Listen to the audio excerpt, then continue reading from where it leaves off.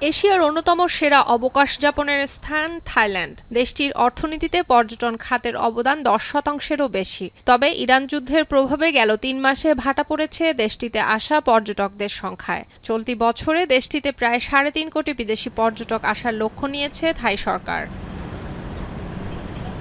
তবে এমন লক্ষ্যমাত্রার মধ্যে পর্যটকদের উপর নতুন বিধিনিষেধ আরোপ করল থাইল্যান্ড। যুক্তরাষ্ট্র, যুক্তরাজ্য সহ 90টি দেশের নাগরিকদের জন্য ভিসামুক্ত সুবিধার সময়সীমা কমানো হয়েছে।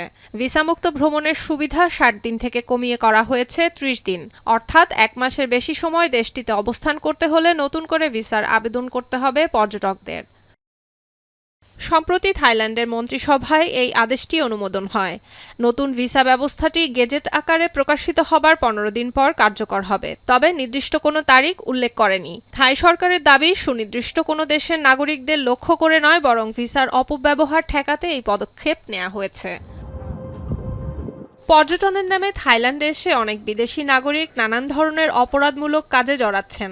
এতে দেশটিতে বাড়ছে নিরাপত্তাজনিত উদ্বেগ। মাদক ও মানব পাচার সহ হোটেল ব্যবসায় জড়ানোর অভিযোগও উঠেছে অনেকের বিরুদ্ধে। সম্প্রতি দক্ষিণ পূর্ব এশিয়ার দেশটিতে অনলাইন জুয়া, মাদক ও যৌন পাচারের মামলায় বেশ কয়েকজন বিদেশি নাগরিককে গ্রেপ্তার করা হয়।